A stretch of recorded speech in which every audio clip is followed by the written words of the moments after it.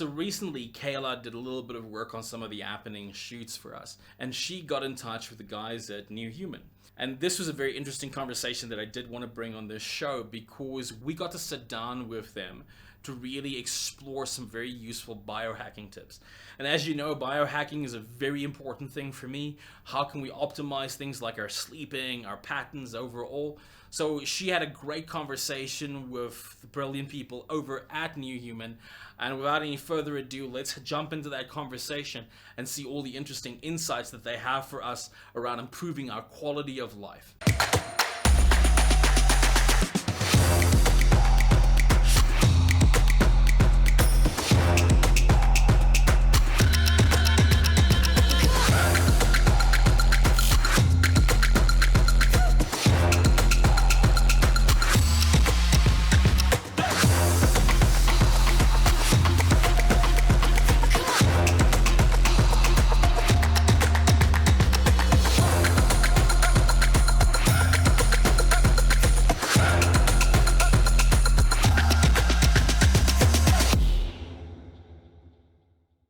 So what a biohack is, such as myself here at New Human Transformation Clinic, is we focus a bit more on the biochemical side or processes that do occur within the body. So also with that, we do have a nutraceutical range or supplements that makes use of natural extracts, and those compounds we primarily focus on how it acts within the body, and then also we would do our research and then give a bit more of a logical explanation to our clients of how it can assist them, either when it comes to quality of sleep, better recovery after tough training sessions, and so forth and so forth. So that is in essence what we do. We do the research side and then provide that information on what our supplements do in essence.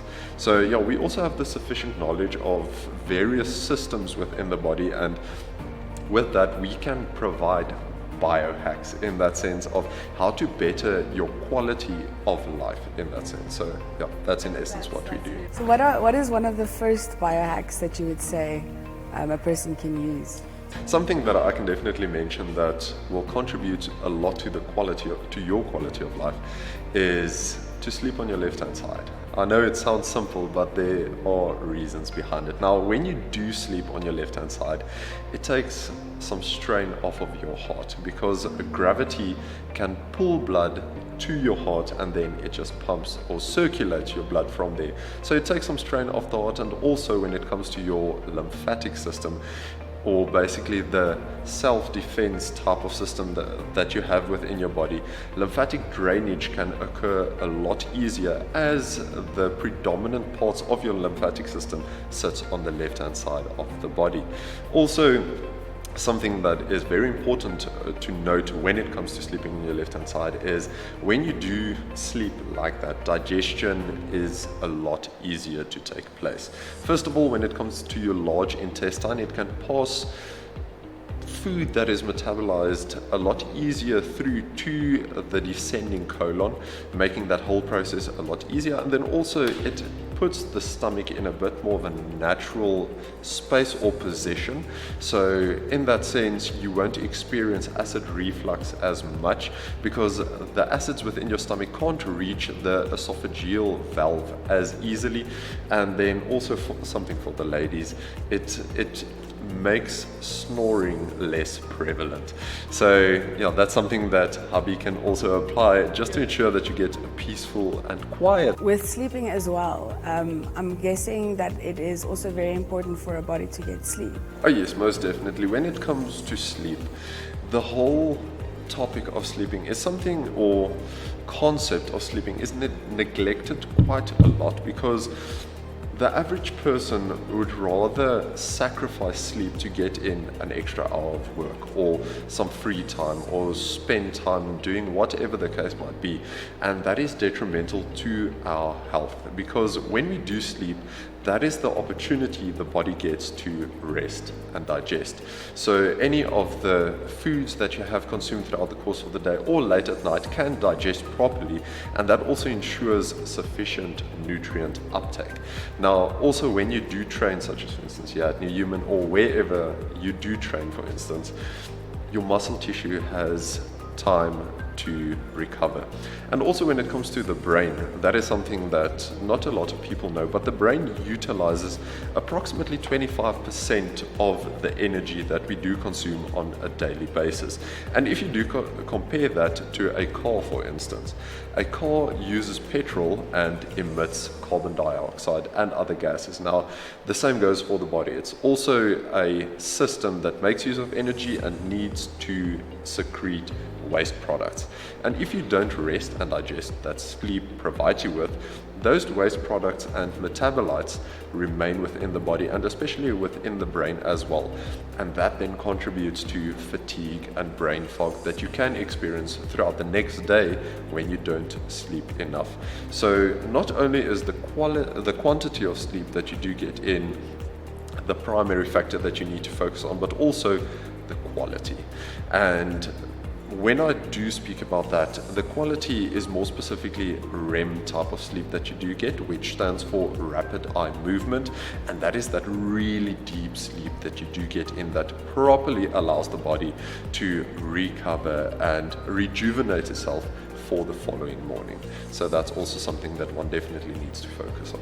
And the time that you do go to sleep, is it better to wake up earlier or to go to sleep earlier? That's a very good question. Now, when you do go to bed earlier, you have more opportunity to fall into that deeper state of rest. And there's also a doctor that mentioned that a single hour of rest before midnight is equal to 2 hours of rest after midnight. So it just goes to show the importance of going to bed a bit earlier instead of late at night, because then you can properly rest and digest throughout the course of the night. Yeah, that's interesting. And these days it's not the case with cell phones and TVs and blue lights, I've heard as well. Yes, blue light is something that is very detrimental to quality of sleep as well, because blue light is actually a melatonin blocker. Now, melatonin is a hormone that helps you to fall asleep in essence. So how the natural process occurs is when it gets dark, your body starts secreting melatonin. Now, melatonin gives you that feeling of sleepiness and drowsiness, and that basically tells you to go to bed. The opposing hormone is called cortisol. Now, cortisol is what helps you to wake up in the morning. Now, when you do have exposure to blue light, it can be compared to the sky, which is also blue light that we do get exposure to. It keeps us awake. Now, that's where the detrimental effects start to come in. When you remain on your phone or in front of the TV, that melatonin is constantly blocked, and that inhibits you from falling asleep as quickly, and also it inhibits you from getting such quality sleep that the body actually requires. So yeah, it is true what people say, that you need to put your phone down at least an hour before going to bed, so that you don't get exposure to the blue light, keeping you awake for longer. What's one of the first things that you would do in the morning when you wake up? I'm glad you asked that. Now, when you do wake up in the morning, the general or average person, first thing they reach for is a cup of coffee. Now, that's the worst thing that you can do, because I just mentioned that for your body to wake up, it secretes cortisol. Now, cortisol is what keeps the body going and helps it to do work. So for cells to function, for the recovery of, basically the reduction of inflammation and so forth, it helps with that work. And also it boosts the body in the morning to get up out of bed and so forth. Now, when you wake up in the morning, your cortisol levels are at their highest level, because it needs to get you out of a state of rest and into a state of being up and running. Now, with those cortisol levels being so high, the caffeine in coffee that you do consume boosts cortisol levels even further, so much that it can actually reach toxic levels. Now, when cortisol levels are at a toxic level, it can induce various detrimental things, such as instant weight gain, for instance. That is something that no one wants to experience. So, rather not go for a cup of coffee first thing in the morning, but rather water. Now, the reason why I say water is when we do sleep at night, we lose a lot of water through perspiration or breathing, and that is also something that can be seen, say for instance in the winter when you breathe next to a cold window. It's fog. Yes, there's fog on the window. Now that's water that we do breathe out, and then that occurs right throughout the course of the night, and in essence that dehydrates the body when we do sleep. So it is a lot better to reach for a glass of water first thing in the morning. And also another benefit that goes with it is you consume something that is at a lower temperature than your body's core temperature. So let's say for instance, if it's only room temperature water, it's approximately 24-25 degrees Celsius, where the human's core temperature is approximately 37.5 degrees Celsius. So there's a 13 or 14 degrees Celsius difference in the temperatures. Now when you do consume something colder, your body needs to work to get that water a lot warmer to match the temperature of the body. Now, with that being said, in essence, it boosts your metabolism because the body needs to do the work. And yeah, yes, and that can contribute to weight loss, not as much, but it can contribute to it. And something that you can also add to the water that will make it a bit more powerful in that sense is lemon juice. Now, when you do add lemon juice to the water that you do drink in the morning, it can actually reduce the acidity of your stomach, and then also throughout the day make digestion a lot easier, and you won't struggle as much with acid reflux and similar symptoms such as that. Another early morning habit that also provides a lot of benefits, not a lot of people do like to do it, and that is a cold shower.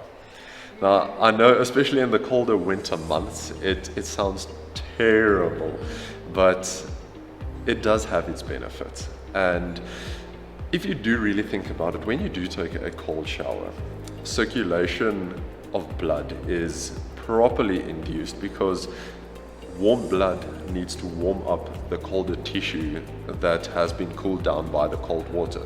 So it enhances circulation through the body. With that, it boosts your immune system because immune cells can be transported a lot easier through the body. And also it induces the production of B cells. Now that is a type of immune cell. And also does it have mental benefits because it's a challenge that you do set up for yourself to overcome or achieve. And if you jump through the cold shower, it's something that you have set out for yourself to achieve and you have completed it. So it sets you up to reach other targets or accomplishments throughout the course of the day because you have achieved the first task of the day. The best time to work out in order for your body to use what it has done through the day, is it in the morning or is it more to the late afternoon? I would say that depends from person to person, because when it comes to work, a lot of people do have constraints, especially when they need to be at the office a lot earlier or if they work late at night. So I think time-wise, that is the biggest determining factor that allows you to train at a specific time through the day. And training early in the morning does have its benefits, training at night does have its benefits. I would personally say that just training as a whole is the most important thing, because training as well boosts circulation, it contributes to cardiovascular health, and in essence it prolongs your life because you sit with a lot more muscle tissue, and as you get older you are not as prone to fall or break something of the sort. So skeletal muscle, you don't have to be a bodybuilder, you just need that strength to support your skeletal system in that sense, and that will definitely provide longevity as well and make you less prone for injuries as you age. Yeah, I've actually had a friend tell me that he doesn't train for now, he trains for when he's 90. Yes. To be able to help himself, to be able to live also a healthy, fine life and be happy. Oh yes, most definitely. And then eating as well, how early should the body eat? Because I've heard things where they say you should eat very early in the morning, and then I've heard people say that sometimes you need to fast up until 12 and only start eating then. How does eating through the day affect your metabolism?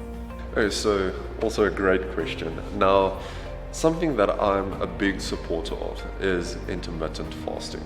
Now, that allows the body to completely use stored energy within the body in the form of glycogen. Now, glycogen is a compound that can be found within the liver especially, so that is also something that is utilized first thing in the morning to give you the energy to be able to wake up, stand up, do your first things in the morning, and then you consume your first meal. Now, a good time for intermittent fasting is approximately 16 hours. If you do go past that, you will force your body into a starving or survival state. And that is also bad for the body because everything that you consume after that, the body will retain. So then you don't reap benefits of the fasting at all.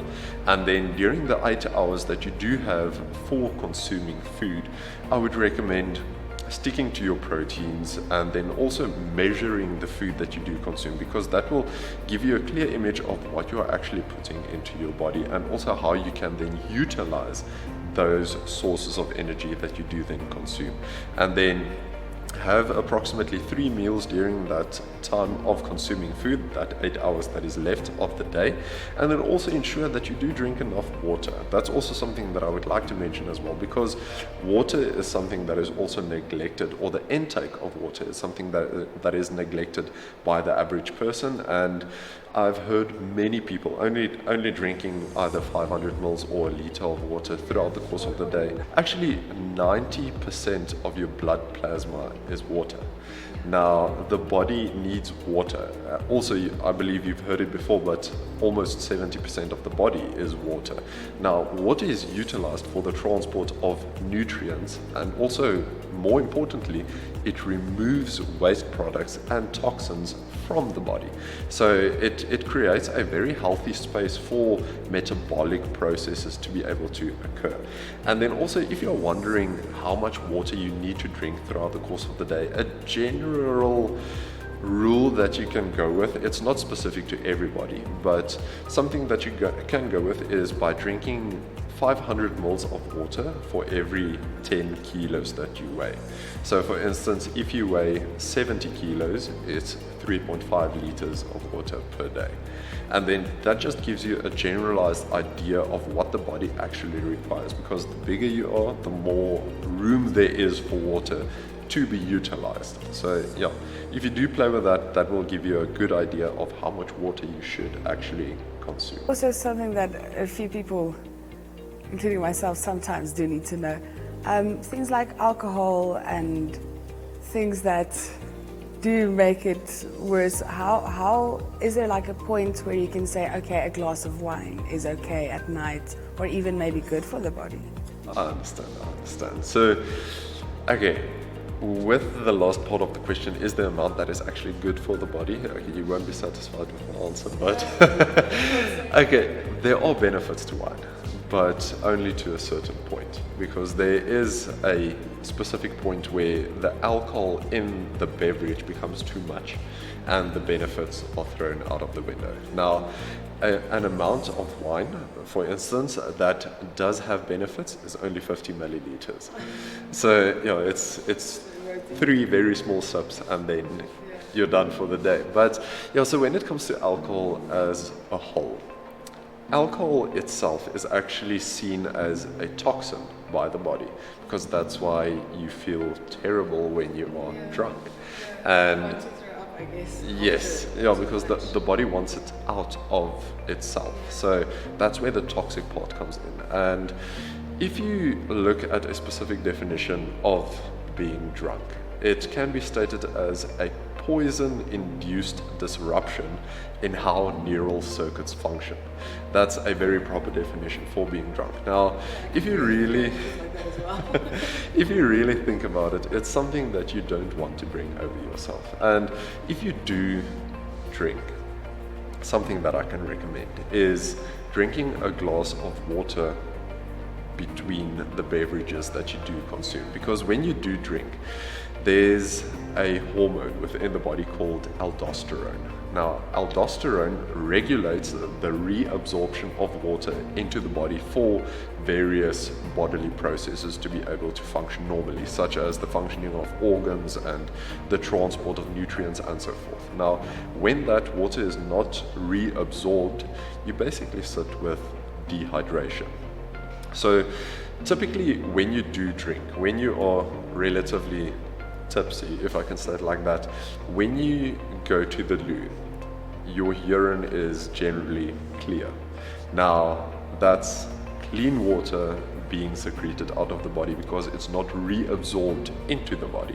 So in that sense, you dehydrate yourself, and that's why if you had a rough night, you are extremely thirsty the following morning, and also you sit with a headache because your brain is also dehydrated.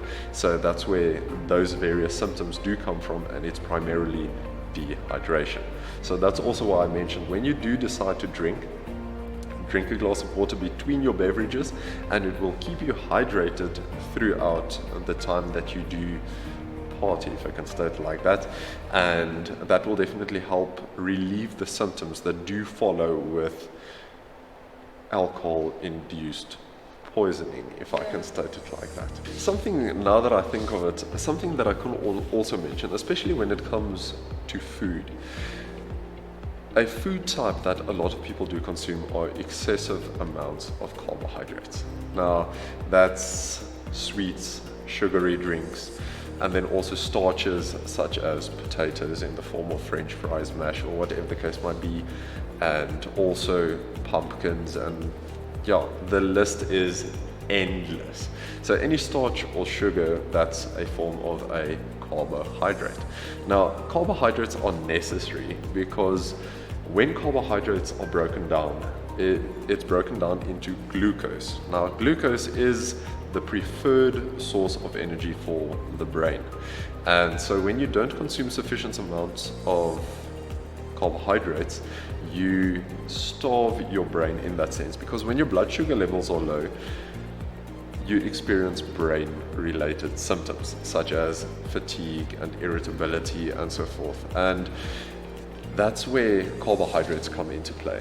Now, you do get two types of carbohydrates, being simple as well as complex carbohydrates. Simple carbohydrates are very short molecules that are digested very quickly, and that is typically your, as mentioned, sugary drinks, sweets, and so forth. It's very refined sugars, and it provides the body with very quick energy in that sense, but it also is utilized very quickly, leading to a sugar crash, if I can say it like that, where complex carbohydrates, on the other hand, they are much longer molecules, providing the body with more long-lasting and sustainable energy, and that is typically fiber. Now, that's your veggies and your fruits, which is a healthier option if you just simply think about it. And also, fiber is a very good source of food for your gut microbiome, or the beneficial bacteria that can be found within your gut. And also, a healthy gut is directly linked to a healthy mind, because 90% of serotonin, which is your feel-good hormone, is produced within your gut. So that just also goes to show that rather reach for an apple or a carrot or maybe some broccoli or something instead of sweets. It's sleep, the main focus, sleep. It's water. Yes. It's eating well and right, and also not too much. And then supplementing your body as well with things that you need. So you say people, magnesium is one of the things that we need the most, that our body doesn't produce enough of anymore. Oh, so magnesium is a mineral that we actually primarily get through consumption, and magnesium can be found in your dark leafy greens, or you can supplement magnesium. Now, magnesium is a mineral that is generally deficient in a lot of individuals. Now, magnesium is also crucial when it comes to the recovery of muscle tissue, and also with more relaxed muscle tissue, you get better quality of sleep, linking to the whole sleep aspect as well. And also something that is very beneficial of magnesium supplementation is it draws calcium out of tissues. Now, if you really think about it, it reduces or inhibits, okay, not really inhibits, but more reduces calcification that occurs within arteries. So it inhibits or reduces the blockage of arteries, taking some strain off of the heart as well. And also does magnesium draw water into your intestines, so you are not as prone to constipation as you would generally be if you don't utilize magnesium. And then also the last thing is it transports calcium to bone tissue, so it contributes to bone density and strength as well. Yeah. Yes. Oh, that was very enlightening. Thank you so much. Oh, it's only a pleasure. Well, as you've heard it now, at New Human there are hacks to be learned, supplements to be learned more about, and training open to all the individuals that look forward to coming. Oh, fantastic. Yeah, thank you so much. It's only a pleasure.